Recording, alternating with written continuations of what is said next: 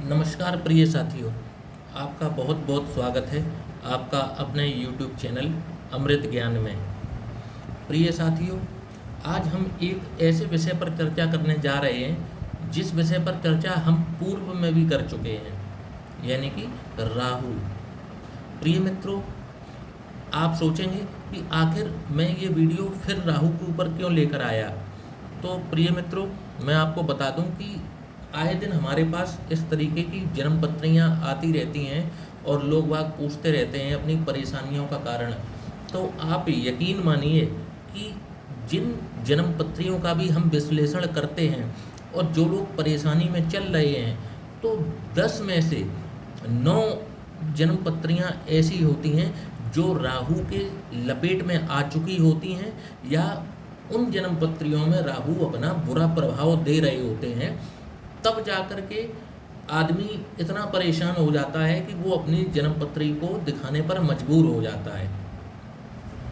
प्रिय साथियों, तो आज हम इस पर एक गहन चर्चा कर लेते हैं कि आखिर राहु ऐसा क्या करता है जीवन में जो इंसान को इस कदर परेशान कर देता है कि इंसान का अपने जीवन से ही मोह खत्म हो जाता है। जी हाँ मित्रों, ऐसा होता है। मेरे पास अक्सर इस तरीके की जन्म पत्रियाँ लोगों की आती हैं जो लोग अपने जीवन से निराश हो चुके हैं, हताश हो चुके हैं, इवन वो डिप्रेशन तक का शिकार हो चुके हैं। जीवन में उनको कुछ समझ में नहीं आता कि वो आखिर करें तो करें क्या। उनकी सोचने समझने की शक्ति खत्म हो चुकी होती है। जब वो अपनी जन्म पत्री का विश्लेषण करा चुके होते हैं तो वो बस ऐसी दशा में होते हैं कि वो बस जीवन का मोह छोड़ चुके होते हैं। आज ऐसी ही एक जन्म पत्री मेरे पास आई जिसका मैंने विश्लेषण किया, और आप यकीन नहीं मानेंगे कि उस व्यक्ति के जीवन में राहु ने उसको इस कदर परेशान किया कि वो डिप्रेशन तक का शिकार हो चुका है व्यक्ति। हम प्राइवेसी की वजह से उनकी डेट ऑफ बर्थ और वो सब चीज़ें, उनकी डिटेल्स तो शेयर नहीं कर सकते, लेकिन हम इस वीडियो के अंत में ये बताएंगे कि उस व्यक्ति को आखिर राहु ने किस कदर और किस लग्न में बैठकर कितना परेशान किया है। तो आइए मित्रों, शुरू कर लेते हैं। पहले देख लेते हैं राहु के बारे में, थोड़ा सा एक जानकारी ले लेते हैं। तो प्रिय मित्रों, राहु एक छाया ग्रह है। इसकी अपनी कोई राशि नहीं होती। ये जिस राशि में भी बैठ जाता है और उसी के स्वामी के अनुरूप ये अपने फल प्रदान करना शुरू कर देता है। हालांकि कहने को तो ये शनि, शुक्र और बुध के मित्र होते हैं, लेकिन मैं आपको ऐसा भी उदाहरण दूंगा कि इन लग्नों में भी इनके बुरे प्रभाव क्या हो जाते हैं, मैं उसके बारे में भी चर्चा करूंगा। तो कहने को तो ये शनि के मित्र हैं, शुक्र के मित्र हैं और बुध के मित्र हैं। सूर्य, चंद्र और मंगल से ये शत्रुता रखते हैं, और गुरु से भी इनकी वैचारिक शत्रुता रहती है। इस वजह से गुरु को भी हम इनका शत्रु मानते हैं, क्योंकि गुरु ज्ञान है और ये अज्ञान है, तो इनका उस तरीके से शत्रुता गुरु से भी रहती है। तो प्रिय मित्रों, राहु एक छाया ग्रह है। कन्या राशि में, वृषभ राशि में और मिथुन राशि में राहु अच्छे परिणाम दे देते हैं। कन्या राशि मतलब 6 नंबर की राशि में अगर आपकी जन्म पत्री में राहु विराजमान है, या 2 नंबर की राशि में राहु विराजमान है, या 3 नंबर की राशि में राहु विराजमान है, तो ऐसा देखने में आया है कि इनका परिणाम अच्छा मिल जाता है। राहु एक भ्रम है, राहु एक छल है। जुआ, सट्टा, लॉटरी, शेयर बाजार, शराब, मलिच्छ, वेश्यावृत्ति आदि, ये लिस्ट मैंने छोटी बताई है, इनकी लिस्ट बहुत बड़ी है। तो इन चीज़ों का ये प्रतिनिधित्व करते हैं। अब इनके परिणाम कहाँ कहाँ और किस तरीके के आते हैं वो मैं आपको बता देता हूँ। लग्न में यदि किसी व्यक्ति के राहु विराजमान हैं, तो आपको ये देख लेना है कि ये राशि में किस राशि में बैठे हुए हैं। हालांकि लग्न में राहु के कभी भी अच्छे फल नहीं आते। ऐसा व्यक्ति कहते हैं कि एक इस तरीके के मानसिकता का होता है कोई उसकी बातों पर ही विश्वास नहीं किया जा सकता। ऐसा व्यक्ति का स्वभाव बना देते हैं कि व्यक्ति को एक तरीके से समाज एक फ्रॉड की निगाह से देखना शुरू कर देता है। यहाँ पर बैठकर ये शिक्षा को प्रभावित करते हैं, अपनी पंचम दृष्टि डालकर ये व्यक्ति की शिक्षा में रुकावटें डालना शुरू कर देते हैं। कभी भी व्यक्ति जातक अपने एकेडमिक्स में, जब भी वो स्कूल की लाइफ में होता है और अगर इनकी महादशा और अंतरदशा चल जाए तो ऐसा व्यक्ति कभी भी एकेडमिक्स में अच्छा नहीं कर पाता, हमेशा वो बिलो एवरेज ही रहता है। जैसे तैसे पास भले ही हो जाए वो, लेकिन उसका एकेडमिक्स कोई बहुत अच्छा जाता नहीं है। सप्तम दृष्टि डालकर ये यहाँ पर विवाह को खराब करते हैं। विवाह में वैचारिक मतभेद जीवन साथी के साथ लाना शुरू कर देते हैं। और नवम दृष्टि डालकर ये धर्म भाव पर आदमी को धर्महीन कर देते हैं। आदमी को का धर्म से ही विश्वास, आदमी को धर्म पर ही विश्वास नहीं होता और अपनी दशा अंतरदशा में आदमी को मानसिक रूप से बहुत पीड़ित करते हैं। जब भी इनकी दशा अंतरदशा चलती है तो ये पीड़ित करते हैं। हाँ, अगर ये वृषभ राशि में यहाँ बैठे हों, मिथुन राशि में बैठे हों या कन्या राशि में बैठे हों तो इनके कुछ अच्छे परिणाम भी देखने को मिल सकते हैं। हो सकता है कि जब ये कन्या राशि में बैठे हों तो जातक का एकेडमिक्स को अच्छा कर दें और जातक हो सकता है क्लास में टॉपर हो जाए। लेकिन ये बहुत रेयर केसेस हैं कि राहु 100 में से 90% या 90% लोगों को बुरे परिणाम ही देखे गए हैं। द्वितीय भाव में अगर विराजमान हो जाएं तो ऐसे व्यक्ति के घर का वातावरण ही इस तरीके का हो जाएगा कि अब व्यक्ति कभी भी अपने घर में ही चैन से रह नहीं पाएगा। लड़ाई झगड़े फसाद धनहीन कर देते हैं, यहाँ बैठकर धनहीन बना देते हैं। मतलब जब यहाँ राहु विराजमान हो जाएं तो ऐसे व्यक्ति की आर्थिक तंगी जब तक इनकी दशा अंतरदशा महादशा चलती रहेगी, ऐसा व्यक्ति धन के लिए परेशान और रोता ही रहता है जीवन में। अब बात कर लें, यदि चतुर्थ भाव में अगर राहु विराजमान हो जाएं तो ऐसे व्यक्ति को आप मानकर चलिए वो किसी भी चीज़ से कभी जीवन में उसको मतलब खुशी क्या होती है वो उसको पता नहीं। खुशी के माहौल में गम कैसे ढूंढा जाता है खोज खोज के, मतलब आप ये समझो कि ऐसे व्यक्ति का ये ऐसा नेचर बना देते हैं कि कहीं खुशी का माहौल चल रहा हो तो उसमें कमियां क्या हैं ये राहु वाला निकाल के बता देगा कि तुम्हारी इस खुशी के माहौल में ये कमियां हैं। मतलब गम को ढूंढ ढूंढ कर निकालना इसका पहला काम बन जाता है। यहाँ पर कभी भी ज़िंदगी में किसी भी चीज़ से ये सेटिस्फाई होता ही नहीं है जीवन में।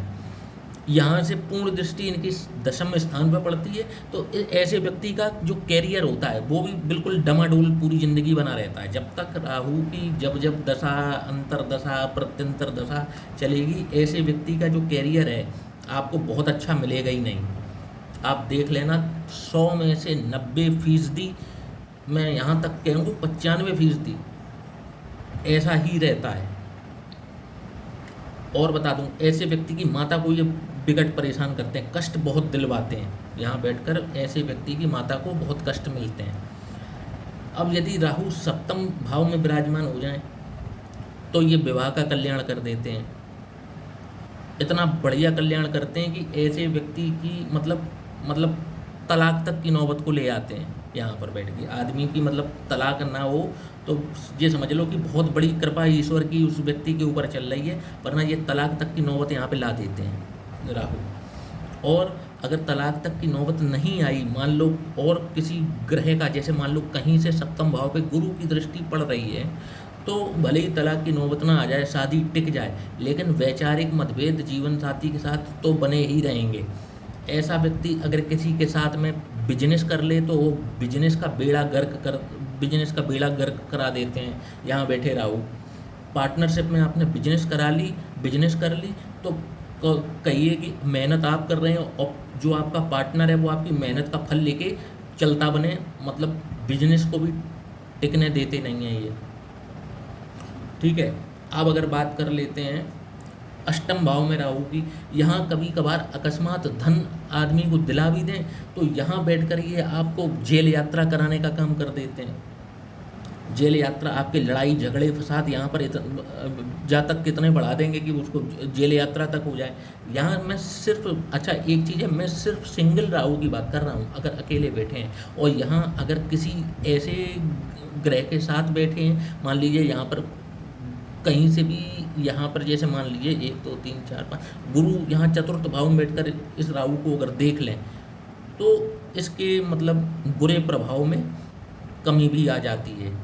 मतलब अगर राहु को कंट्रोल करना है तो गुरु को बलवान कीजिए।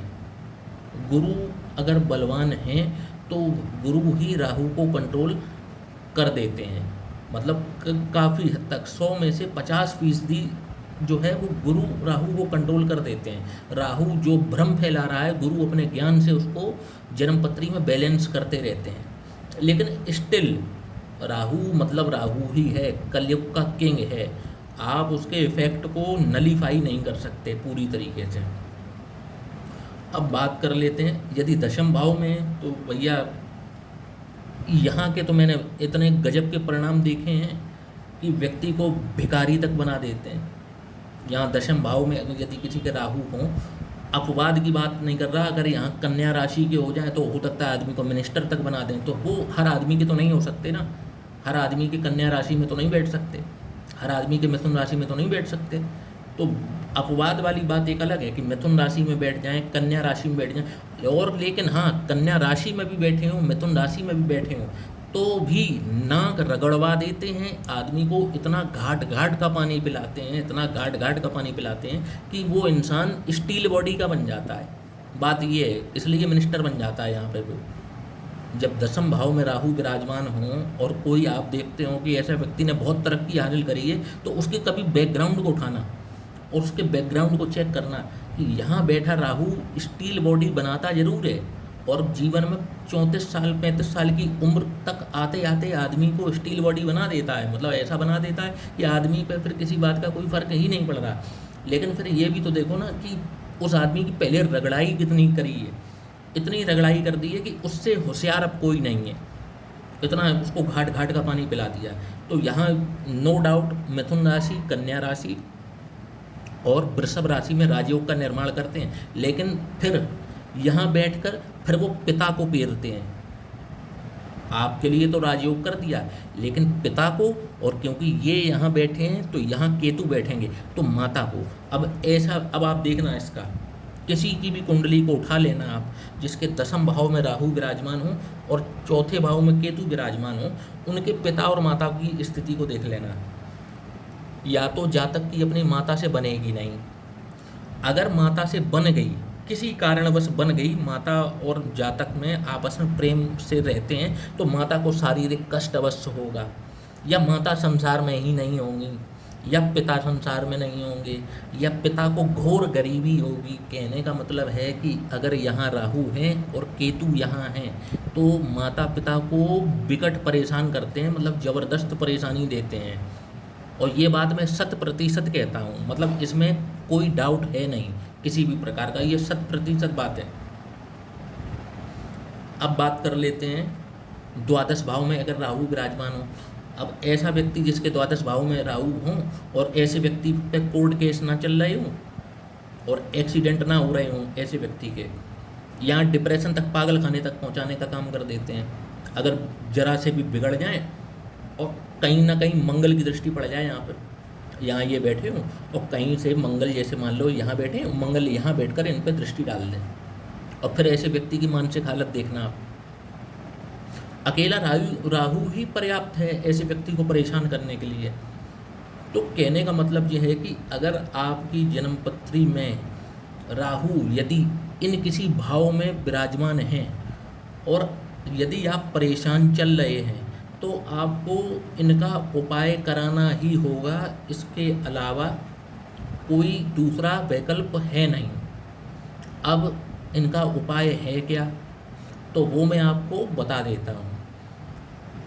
यदि आपके भी इन्हीं भाव में राहु विराजमान हैं, सिंह राशि के, कर्क राशि के, मेष राशि के, वृश्चिक राशि के, धनु राशि के या मीन राशि के, और आप अपने जीवन में कभी ना खत्म होने वाली परेशानियां यदि झेल रहे हैं तो ये फिर वीडियो आपके लिए ही है। तो मैं आपको इसका उपाय बता देता हूँ। यदि आप राहु से बहुत ज़्यादा पीड़ित हैं और आपकी दशा अंतरदशा या महादशा राहु की चल रही है, तो इसका एक उपाय जो मैंने कई लोगों को बताया और उन्हें जीवन में इसका बहुत एक पॉजिटिव रिजल्ट आया है, तो वो ये है कि इनकी दशा अंतरदशा में आप शिव के चरणों में अपने आप को अर्पित कर दें। कहीं पर भी आपके घर के निकट कहीं भी शिव मंदिर हो, वहाँ आप जाना शुरू कर दें नियमित रूप से, और शिव जी को आप एक लोटा जल, शिव जी बहुत भोले हैं, भोलेनाथ हैं, सिर्फ एक लोटा जल आप उनको अर्पित करते रहें। दिन के 24 घंटों में से शिव जी को सिर्फ 2 मिनट आप अपने भावपूर्ण आप उनको जल अर्पित करते रहें और उनको चंदन का तिलक अवश्य करें, और उसी चंदन से अपने माथे पर आप अपना भी तिलक लगाएं चंदन का। तो आप देखेंगे कि 40-41 दिनों बाद जब आप ये लगातार काम कर लेंगे तो आपके जीवन में पॉजिटिविटी आनी शुरू हो जाएगी। अच्छा, एक चीज़ है कि ये काम आपको लगातार करते रहना होगा। यदि आपकी अंतरदशा चल रही है तो आप उस अंतरदशा के दौरान कोई अगर विशेष कारण है तो आप गैप कर सकते हैं। यदि कोई विशेष कारण नहीं है तो आप बिना गैप किए शिव जी की आराधना करते रहें। उनको पूरा दिन नहीं चाहिए, 1-2 मिनट आप उनको उनके मंदिर जाकर सिर्फ उनको जल अर्पित करते रहिए। शिव जी इनको कंट्रोल किए रहेंगे, इनको समाप्त कोई नहीं कर सकता। ये नवग्रह ही शिव, ब्रह्मा, विष्णु, महेश के ही बनाए हुए हैं, इनकी रचना भी इन्हीं ने की है। तो ये इनके प्रभाव खत्म नहीं होंगे, क्योंकि इनकी रश्मियाँ आती हैं हमारे ऊपर, ब्रह्मांड से इनकी रश्मियाँ आती हैं हमारे ऊपर, इसलिए ख़त्म नहीं हो सकते। हाँ, अपने ऊपर ही पॉजिटिव लेयर चढ़ा लीजिए, ईश्वर की पॉजिटिव लेयर चढ़ाइए अपने ऊपर, ये नेगेटिविटी आपसे दूर बनी रहेगी। तो सीधी सी बात है, शिव जी के चरण आपको पकड़ के रखने हैं, और आपको अपने बृहस्पति को किसी भी रूप में आप अपने बृहस्पति को मजबूत कीजिए। बृहस्पति ज्ञान है, राहु का सबसे बड़ा कार्य क्या है? भ्रम फैलाना। वो आपको ऐसे ऐसे सपने दिखाएगा, पैसे को गलत निवेश करवाएगा। यदि आप आर्थिक तंगी से जूझ रहे हैं तो आप गौर करेंगे कि इससे पहले आपने कुछ बहुत ही एक्साइटमेंट में आके कहीं बहुत लंबे इन्वेस्टमेंट किए होंगे, या आपने कहीं ना कहीं अपने पैसे को कहीं ना कहीं फंसाया होगा। तो ये सब राहु की ही माया है कि ये इसी तरीके से काम करता है। तो राहु जब भ्रम फैलाता है तो हमें अपने जीवन में बृहस्पति को मजबूत करते रहना चाहिए। बृहस्पति के उपाय अगर आप करते रहेंगे तो राहु एक तो बृहस्पति से भी कंट्रोल रहते हैं, क्योंकि राहु जितनी नेगेटिविटी फैलाएंगे, बृहस्पति की दृष्टि में अमृत है, बृहस्पति ही आपके राहु को कंट्रोल करते रहेंगे। और उधर आप शिव जी के चरण पकड़े रहिए, तो आपको इनकी परेशानियों से निजात बनी रहेगी। और अपने पॉजिटिव ग्रह हैं, फिर वो पॉजिटिव ग्रह आपको अच्छे फल देते रहेंगे, और जो इनकी तरफ से नेगेटिविटी आ रही थी वो रुक जाएगी, समाप्त नहीं होगी। जहाँ आपने शिव जी का साथ छोड़ा और आप फिर भूल गए कि अरे अब आपके तो दुख खत्म हो गए, ये फिर अटैक कर देते हैं। ये अपनी जब तक इनकी महादशा चल रही है अगर आपके ऊपर, आपको ये काम करते रहना होगा। यदि कोई ऐसा बच्चा है आपका जो पढ़ाई लिखाई की जिसकी उम्र है और वो अच्छा नहीं कर पा रहा है, और उसकी राहु की दशा अंतरदशा या महादशा चल रही है, तो उसके बिहाफ पर उसके पेरेंट्स भी कर सकते हैं, उसका नाम लेकर उसके लिए। अगर यदि वो संभव नहीं है, अगर वो नहीं कर पा रहा है, तो उसके बिहाफ पे उसके पेरेंट्स कर सकते हैं। बहरहाल इनका एक यही उपाय है कि इनको रोकने के लिए आपको लगातार शिव जी के चरणों में अपनी भक्ति अर्पित करते रहनी होगी, तो ही ये शांत रहेंगे। और यदि आप ऐसा नहीं कर सकते हैं तो फिर आप इंतज़ार कीजिए, जितना इनका पीरियड है ये उतने पीरियड आपको परेशान करेंगे, और जहाँ इनकी दशा और अंतर्दशा चली गई उसके बाद आपका जीवन फिर से हो जाएगा। लेकिन इनका डैमेज भी बहुत हैवी होता है, ये जाने के बावजूद इतना डैमेज करके जाते हैं कि आपके ज़िंदगी के कई महत्वपूर्ण वर्ष आपको वो रिपेयरिंग करने में लग जाते हैं, क्योंकि जाते जाते बहुत कुछ डैमेज करके चले जाते हैं। तो प्रिय साथियों, ये भाव देख लीजिए। यदि आपकी जन्म पत्री में यहाँ कहीं राहु विराजमान है और नक्षत्र वाइज इस तरीके से बैठे हैं कि सूर्य के नक्षत्र में हैं, चंद्रमा के नक्षत्र में हैं, या सबसे ज़्यादा घातक होते हैं मंगल के नक्षत्र में। यदि मंगल के नक्षत्र में बैठे हुए हैं, सूर्य के नक्षत्र में हैं, चंद्रमा के नक्षत्र में हैं, तो आप ये तय मानकर चलिए और इन भाव में बैठे हैं और आपका जीवन बहुत अच्छा चल रहा है, ऐसा हो नहीं सकता। तो राहु के अगर आपको परिणाम खराब मिल रहे हैं तो आप इस उपाय को करके देखिए। बृहस्पति को मजबूत करिए। बृहस्पति को मजबूत करने का बहुत अच्छा और आसान तरीका है, अपने स्नान के पानी में 1 चुटकी हल्दी मिलाकर आप स्नान करिए। हर बृहस्पतिवार को गाय को लोई में, जो आटे की लोई होती है, उसमें चने की दाल और गुड़ मिलाकर गाय को आप लोई खिलाएं, और शिव जी के आप 1-2 मिनट उनको जल अर्पित करते रहें। आप देखेंगे कि आपकी ज़िंदगी से नेगेटिविटी ने जाना शुरू कर दिया और आपको पॉजिटिव रिजल्ट्स आने शुरू हो जाएंगे। तो इसी के साथ हम प्रिय साथियों अपने इस वीडियो को समापन करते हैं और आशा करते हैं कि आपको ये वीडियो पसंद आया होगा। तो यदि आपको वीडियो पसंद आया हो तो लाइक और सब्सक्राइब करना ना भूलिएगा, और ज़्यादा से ज़्यादा इस वीडियो को शेयर कीजिएगा ताकि और लोगों को भी इसका लाभ मिल सके। तो जय श्री राम, श्री राधे मित्रों।